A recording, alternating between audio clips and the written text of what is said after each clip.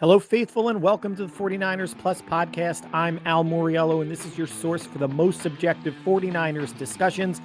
All smart takes, never any clickbait. And tonight, we're going to get into the 49ers getting absolutely dominated by the Texans on both sides of the ball. Nothing really worked. We're going to talk about what went wrong, what went right, which was very little. In fact, I'll probably spend maybe 30 seconds on that. Houston's approach on defense, something that I think Saleh needs to mimic, some odds and ends about things that happened in the game.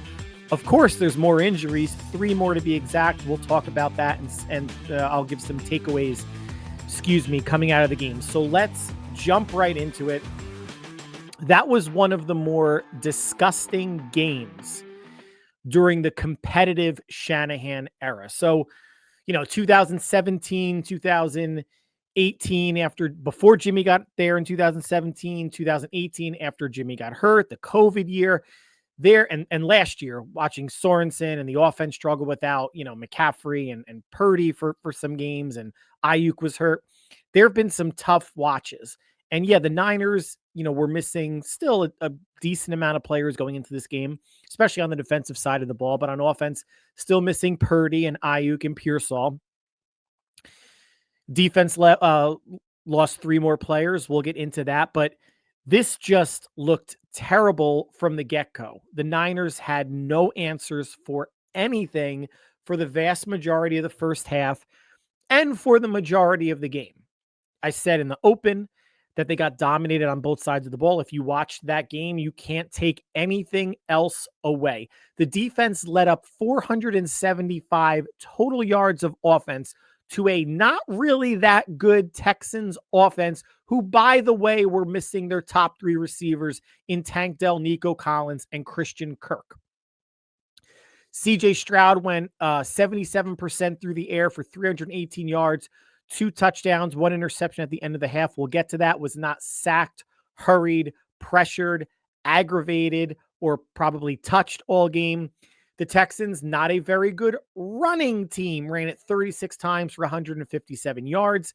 And the Texans, who are 31st in the league coming into this game in third down conversion rate, went 9 for 16 on third down. That's 56%. That's basically twice where you need a team like the Texans to be.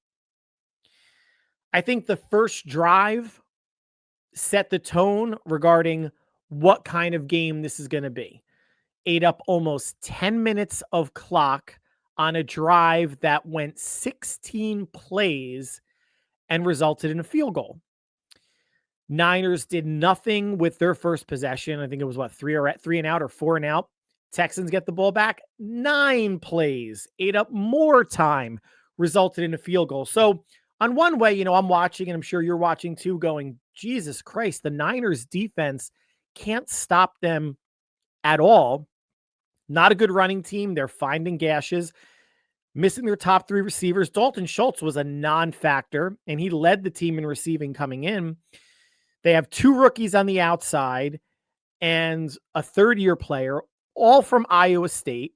I don't know, maybe this is Brock Purdy being out, also from Iowa State, puts some sort of a weird curse on the Niners defense or some sort of a spell on the Texans offense, because it looked way too easy. And yes, it's not a Niner defense at full strength. No Bosa, no Huff, no Utour, no Warner. And then as the game went on, they started missing some other players, but damn, you would think their top 3 corners of Demo, Renardo Green, and Upton Stout, and they don't play a lot of man, but as a whole, where was the defensive effort last week that we saw on Sunday night against Atlanta? That's why going into that game, I said Atlanta's a fraud. They're not as good statistically as what we're seeing. They were number 2 offense going into that game, number 1 defense going into that game. Niners controlled that game. And then Atlanta got the doors blown off by the walking dead Miami Dolphins. Mike McDonald doesn't want to be there anymore. Tua was basically playing with one eye. I think he had pink eye or something going on that was affecting his vision. Didn't matter. steamrolled the shit out of a fraud Falcons team. This was always, to me, the harder game. This is a legit Texans defense that had their way with the 49ers offense, and the Niners D put up next to no resistance.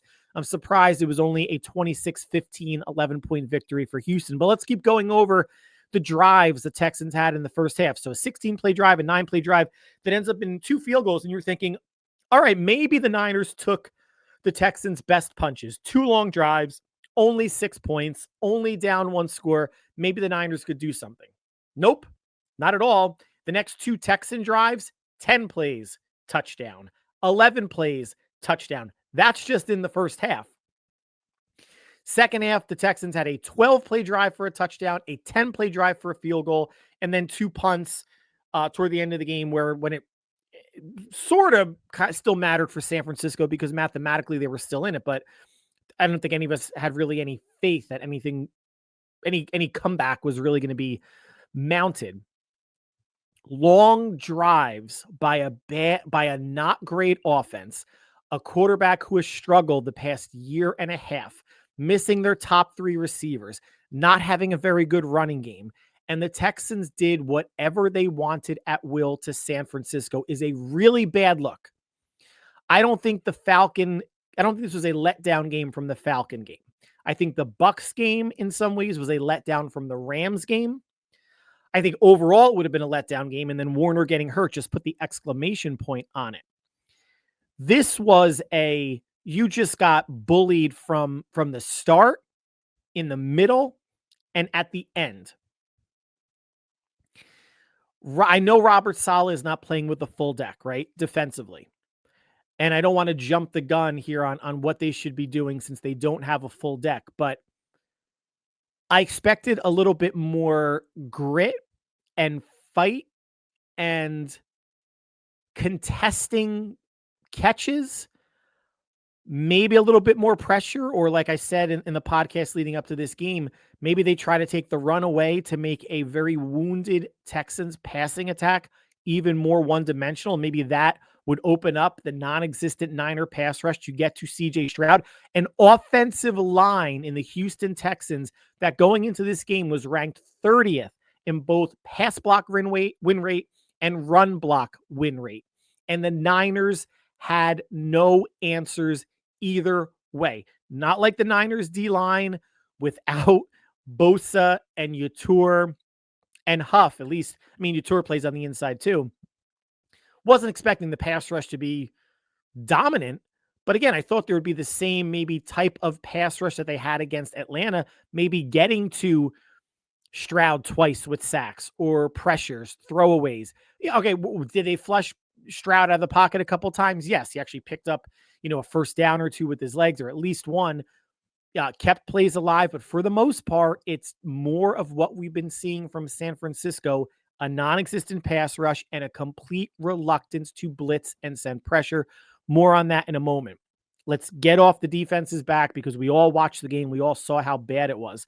The offense was equally as bad. Statistically, I don't know what unit you would say is worse. The offense had 14 plays in the first half, 4 drives, 65 yards, and 2 first downs. A little over 5 minutes in time of possession. Now, that's a result of the Texans just having sustained long drives against San Francisco. But then when the Niners get the ball, you can't blame their defense for not moving the ball against the Texans defense. It's the Texans defense that just bullied them around, that shut them down. They were the most I went into this game last podcast. If you listen, I said the Texans defense is the most dominant unit on the field. I think that's still true, but holy shit, the Texans offense was not far behind what they did to Saleh and the defense. Mac Jones, 59% completion percentage, threw for 193, 2 touchdowns and a pick. He was sacked twice. That is going to happen when a team that's relatively healthy up front has Will Anderson and Danielle Hunter as your defensive ends. They were wreaking havoc in the backfield. Kyle Shanahan, any plays that you have where you have a receiver like Juwan Jennings blocking Danielle Hunter, throw that out of the goddamn playbook.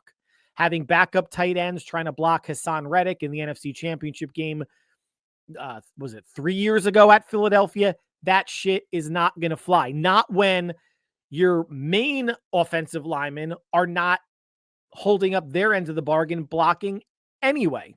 Things did settle down into the mid-second quarter and into the third quarter, but for the most part, the Texans overwhelmed San Francisco's offense. That defense, from the line to the linebackers to Jalen Petrie and the other corners and safeties in coverage, overwhelmed San Francisco. Not having an Ayuk, not having a Pearsall. I said that in the podcast leading up to this game, and of course, Ayuk isn't close, but you have no deep speed on the field. Sky Moore and Jordan Watkins can run, and congrats on Jordan Watkins for seeing the field and making his first catch of the season. But no big vertical threats, right? I mean, Mac did take a shot to Juwan Jennings. That would have been big if he could have, caught it. Another week, another Juwan's drop. So he's still third in Juwan, but the Juwan drops, I think we need to live with as well. The running game, as good as it looked last week against Atlanta, you knew was going to take a step back. There's no way they were going for 179 yards again, but do we expect 10 total rushes for 48 yards? McCaffrey going 8 for 25. If you want to take out a positive out of this game, at least McCaffrey didn't have 31 touches, 8 rushes, and maybe, I don't know how many receptions he had, maybe 5 or 6, let's say, 4 or 5. All right, so McCaffrey was maybe certainly less wear and tear this game than the previous other games. If you want to say, give McCaffrey 25, 30 touches as long as the Niners get the win, I understand that too, but holy cow, not being able to sustain any drives, when they ran the ball, 10 for 48 is 4.8 yards a carry. This is technically, by yards per carry, their best rushing game of the year. How pathetic is that? How pathetic is that? The other 2 rushes were Mac Jones. Brian Robinson didn't even see the field. He did have a nice kick return at the end of the first half with the added face mask that led to the touchdown by George Kittle. Ill-advised throw in a lot of ways by Mac Jones. I know that there's throw it up there and give your playmakers a chance to make a play. I think the throw to Jake Tonjes from Purdy week 1 was more of a throw it up and let your player make a play situation. This was, Kittle was basically double covered, and he threw it to Kittle's outside shoulder to our right, or to Mac Jones' right when you watched it from behind the play. And the safety, I don't know how the safety didn't get over and just knock it away. Kudos to Kittle for finding the ball and catching it. That was a, oh shit, great job type of moment. And it's something the Niners needed to get it to 16-7 at the half. But the Niners, in terms of their drives, they had a 12-play drive that resulted in a touchdown, an 8-play drive that resulted in an interception in the fourth quarter, and then there's 6 other drives were 4 plays or less, including their touchdown drive was 4 plays, because Brian Robinson took it to around midfield. Then it was a 15-yard penalty down to the 35, and 4 plays later, Kittle with the touchdown. Overwhelmed, guys. There's not much good that's going to come out of this at all. I don't know what's on the tape that they can build off of. The Niners were more than doubled up in total yards and time of possession. Again, by a team that was struggling offensively all year, missing their top 3 receivers. That is unbelievable to me. But I had this as a loss. I picked the Texans 20-16. So, I get no points or anything. I'm not patting myself on the back for being right.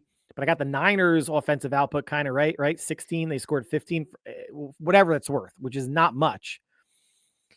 But here's something that I just want to point out that's been aggravating me for a couple weeks. You watch this game, Houston's got a good front 4. And this is a legit defense, a legit top 3. I don't care what the yards, what the yards say kind of going into if they were top 5 or number 1 in scoring or in points allowed, 14.7 they allowed. The Niners were right there on their average in 15. Houston's got a good front 4 with 2 good defensive ends. This is a team that can play what Kyle wants to play, what Saleh wants to play, rush 4 and drop 7. Even though they can do that, they still blitzed They still pressured. They still showed 5 or 6 or 7 at the line. Sometimes they backed off, but sometimes they brought it.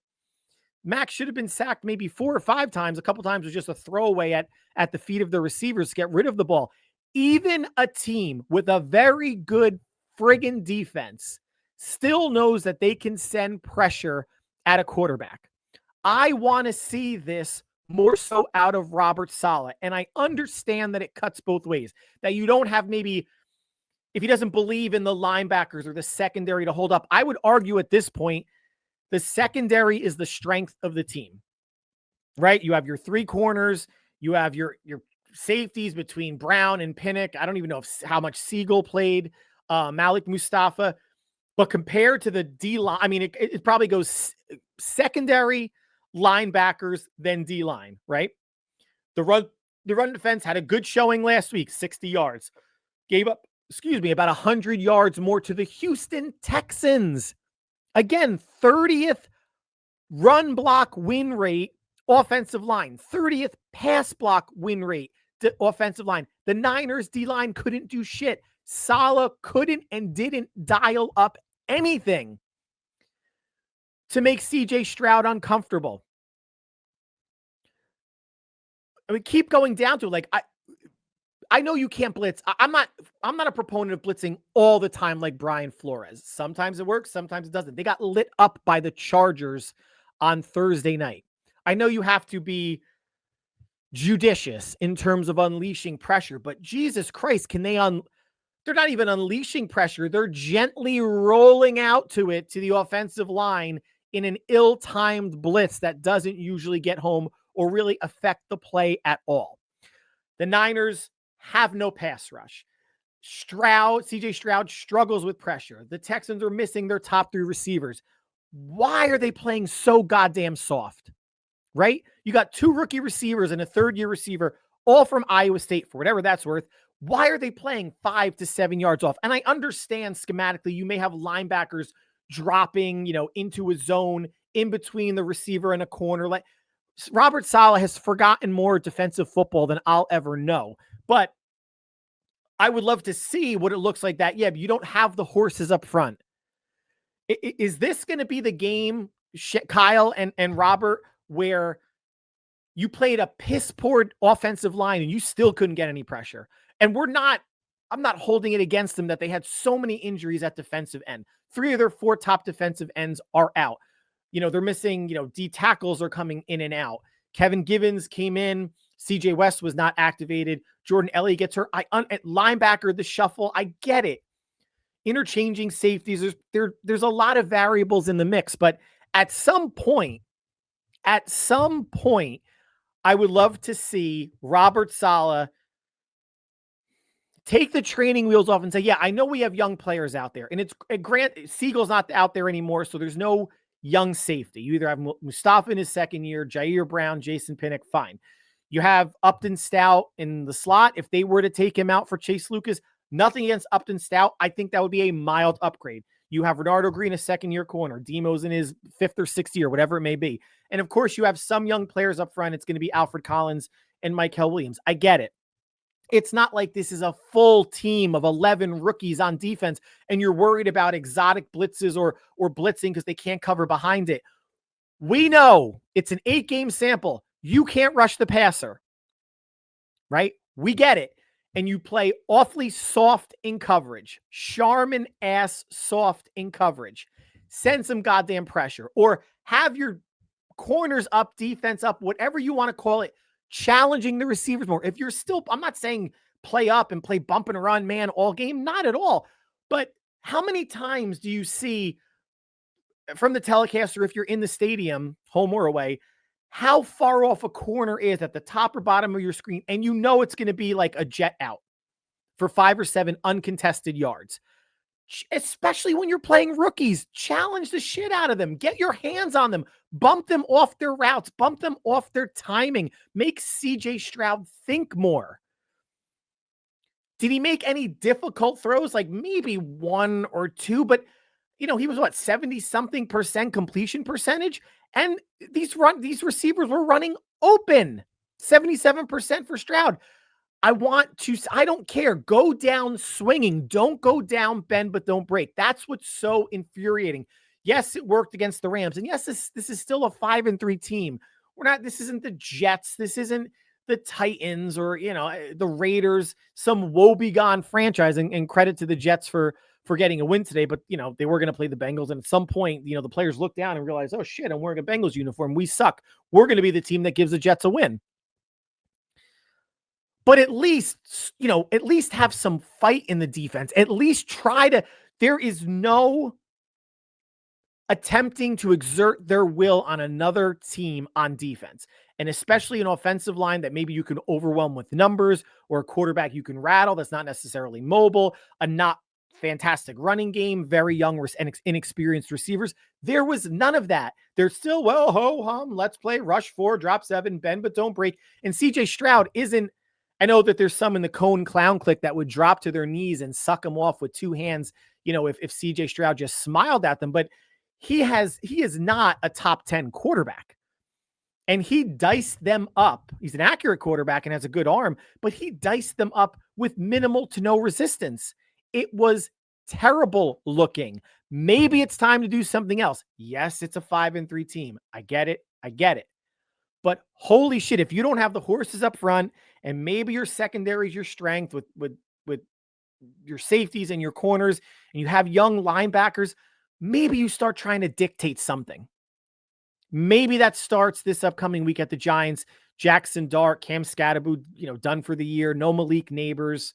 Not much in the receiving core. Jalen Hyatt and Darius Slayton, Wan'Dale Robinson. And we'll talk more about that on Thursday or Friday. But this defense felt like a Sorensen defense today. Hate to say it. Robert Saleh, all games aren't going to be winners. This was unacceptable, regardless of who was in or out, who you lost before the game started, who you lost during the game. There was no aggression. All gas, no brakes, all bend, no brake. I'm getting tired of seeing it because I just want to see what it looks like if we do the opposite of what they've been doing. Not we. If the Niners do the opposite, which means dialing up some pressure, getting more aggressive. They have not done that all year. Now, a couple odds and ends. Demo's interception at the end of the first half. Yeah, it would have been great if he had gotten out of bounds, maybe around between the 40 and the 35 to set Pinheiro up for a field goal. That might have been a momentum swing to go down 16-10 at the half versus 16-7. And at the end of the game, it might have, been more important since they lost by 11. They still would have been within one score with 8 points, but you can't really fault him. I mean, the interception happened with maybe 10 seconds left. And I don't know if I'm sure he didn't look up and see how much, clock was left, but I think the last thing that anyone's thinking in their mind is, if I get an interception, I got to go out of bounds because there's only X number of seconds left. He was trying to make a play. He was trying down 9. He was trying to return it and get the Niners within, 2 or 1 point. I don't think they would have gone for 2. But to get the Niners, within 2 points. I get it. That's not too much. I'm not going to, beat Demo up for that. Hey, first interception in 14, 15 games, whatever it's going to be. So congrats there. And the Texans came out throwing. So they're trying to get another 3 points to go up 12 before the end of the half. But that Demo thing is, to me, much ado about nothing. I think the worst play, honestly, was Mac's interception. Not because he threw it, but they should have kicked a field goal on that play instead of running a play. And if he's going to throw a bomb to Jennings, you really got to put it up to give Jennings a chance to go up for it, or at the very least, pull down Kamari Lassiter so he, like, offensive pass interference, just so he has no chance of getting it. But they're at the Houston 29-yard line with around 2 minutes to go. I'm not sure if this was before or after the 2-minute warning. You need 11 points. Doesn't matter how you get them. Touchdown, field goal, touchdown. You still need the 2, of course. If this was before the 2-minute warning, and they could have, even if you just spiked the fucking ball on whatever down it was, first, second, I don't recall, kick the field goal and try to get it before the 2-minute warning, because you only had 2 timeouts left and the 2-minute warning, right? Down 11, you need 2 scores. As soon as whoever made that catch to get Houston to the 29, I was watching it with my buddy. I said, just kick the field goal now. And again, if you had to spike the ball, what does it matter? If you're kicking the field goal, just stop the clock, right? Eddie Piñeiro's been money, but of course, this would have been the game where he would have missed. What would that have been? A 47-yarder? Just everything was going wrong for San Francisco. The only thing that went right was special teams. Brian Robinson on a return. Everything else went wrong. And Mac Jones fought through a lot, threw 2 touchdowns, took a beating, even if he wasn't sacked that much. But I think that was clock mismanagement at the end of the game. As soon as you get into field goal range, kick the field goal. Because every second that comes off the clock as you're trying to go for a touchdown is less time that you're going to have on the other side when you're trying to stop Houston and get the ball back. 3 more injuries, all on defense. Sam O, another defensive end, hurt. Jordan Elliott at defensive tackle, both ankle injuries. Sam O's looked worse than Jordan Elliott. Well, I'm not sure if Sam O's going to go into the Giants. And of course, D. Winders at linebacker. Kyle said that there was some knee inflammation. We'll see if he's a go for next week. I think if you watch the game on TV, you saw the stat, the most games missed since 2017, since Kyle has been there in the NFL.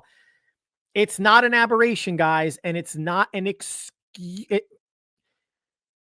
I hate to say it's not an excuse for when teams are having a bad season or losing, but tell me the team. I mean, the Lions last year still went 15-2 with an absolutely decimated defense, but their offense always had Amon-Ra, always had Williams, always had Laporta, always had Goff, always had Jahmyr Gibbs. Oh, I think David Montgomery was the only one that missed some time and had a very good offensive line. So they were winning shootouts. When the Niners get hurt, it's across the goddamn board. Nobody is immune to it, or no position group, right?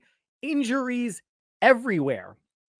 And whatever answers that Kyle and Robert had the first 7 games, even in the losses, they didn't have today. Not going against, and this wasn't, a Jaguar game where, you lost by 11. I'm sorry, you lost by 5. You lost by 11 to the Buccaneers, but you gave them 4 turnovers, a punt return touchdown, and a bad kick return coverage at the end of the first half to give them, 10 points essentially. You got dominated here, right? It was just, you're 1 for 1 in the turn. Each team had 1 turnover, Mac's pick and CJ Stroud's pick.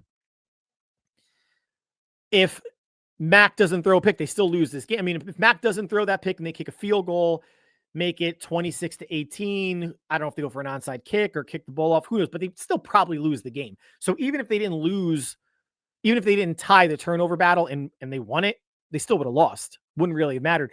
But I use the word you hate to call the injury stuff an excuse, but it is a realistic factor as to why for some games things go to shit. But I also think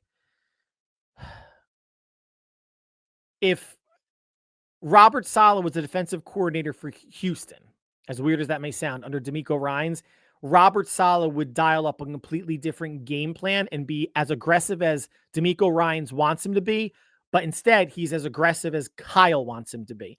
And for the majority of games this season, 5 out of 8, it's been okay, right? Week 1 against Seattle, week 1s are coin flip games, division games.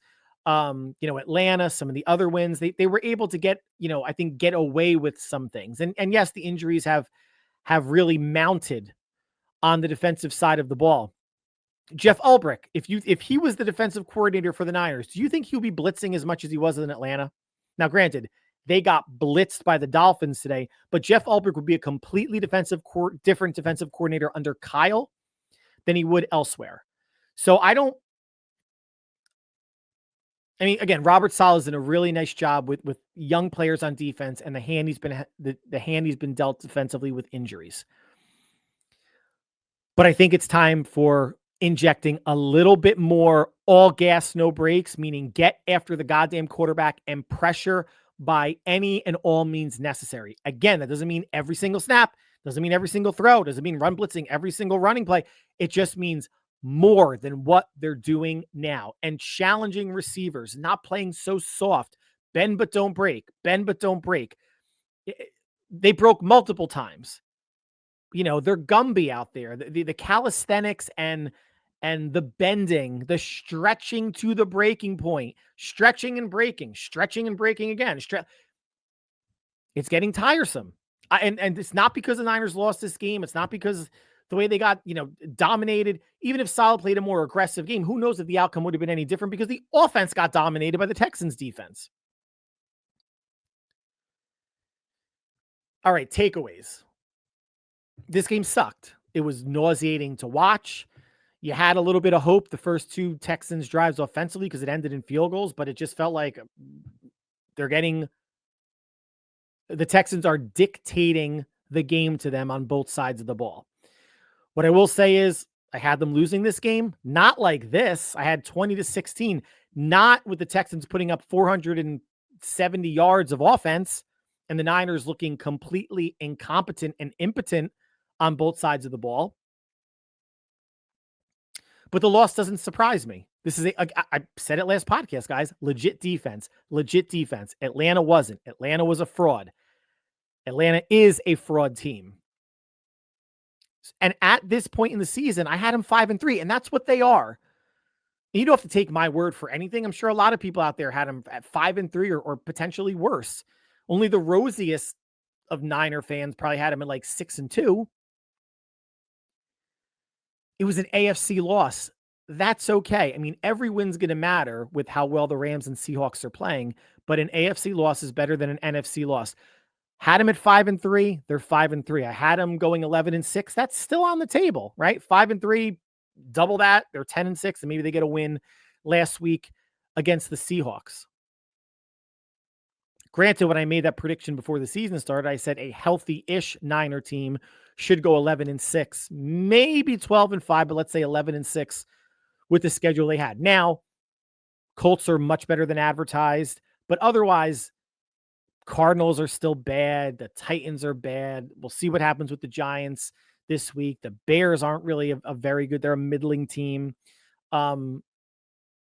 Panthers got absolutely ass rolled by the Buffalo Bills. There are still so many winnable games on the schedule, and it starts this week, this upcoming week, at the Giants. You have a rookie quarterback in Jackson Dart who's playing better than probably anyone thought he could. Cam Skattebo at running back, dislocated ankle that looked so bad. I got to give Cam Skattebo credit. He was obviously in pain. He was hitting his helmet, but I've seen people writhing on the ground with a less gruesome injury. So Cam Skattebo is a really tough guy. Prayers up. Hopefully, he makes a good and timely return for the Giants. But this is now, in my mind, a must-win game for the Niners. At 5-3, the Rams and Seahawks are on a bye. NFC game against the Giants before you go back home in 2 weeks for the Rams. This is a game that they need to win to keep pace. They can't lose this game and then lose to the Rams and be 5-5. Then essentially the season becomes very close to, oh shit, this is not looking like they can even make maybe a wild card push. But for this Giants game, will Brock be back? Will Pearsall be back? Will Yator be back to help the pass rush? We know Bryce Huff's not going to be back. It's at least, the Niners say it's a 2-week injury, so figure 3 or 4 weeks he'll be back. Who's going to be their fourth defensive end? Right? So it's going to be Mykel Williams. It'll be Robert Beal, William Bradley King, Samo's hurt. Who I'm forgetting somebody in there. I apologize if I am. But if Samo can't go, and Travis Gibson, I'm sorry. So if Samo can't go, it's going to be Mykel Williams, Travis Gibson, Robert Beal, and William Bradley King going after Jackson Dart, who and the Giants offensive line, who living in the Northeast, I know has not been good for a while, but right now a better pass blocking and run blocking offensive line than the Texans. So do we think that they're going to get to Jackson Dart, who's much more mobile than CJ Stroud? Probably not. And we'll see if Robert Saleh is going to go away from his let's not blitz and see what we can do in coverage, even though our line is absolute trash and we can't get any pressure on the quarterback. Again, I'm not a DC. I play Madden. That's the extent of my defensive coordinator ship. But we see what it looks like 8 weeks or 6 weeks without Bosa, and without a week without Huff, and a couple weeks without Yator, now without Samo. You're not getting there with 4 guys. The next logical step is try to get there with more than 4. But that's going to conclude the podcast for today. Like always, I want to thank you for taking time out of your busy schedule to make us part of your viewing and listening routine. There might be a follow-up podcast on Tuesday before the preview show of Niners Giants, either Thursday or Friday. I'll just have to see how much there is to talk about. I just don't want to, do a podcast for the sake of doing one if there isn't really a lot to talk about. Tuesday will be the first day of practices. I don't know if Kyle's going to speak to the media on Monday. If he does Tuesday, maybe, 10, 15 minutes on kind of what's going on and maybe some injury updates. But Niners fall to the Texans 26-15, 5-3. The sky is not falling, guys. The sky it was disgusting to watch, but the game didn't really faze me because I didn't feel good at all coming into this game. Had them losing it, had them 5-3 before the season starts. They're 5-3. They are tracking. They're tracking based on my win-loss projections. I just didn't predict this many injuries. And at least for this game, looking as bad as the Niners did. So, guys, whatever you are doing between now and we speak again, possibly on Tuesday, if not either on Thursday or Friday, stay happy, stay healthier than the Niners team, and stay safe. We will talk soon. Take care.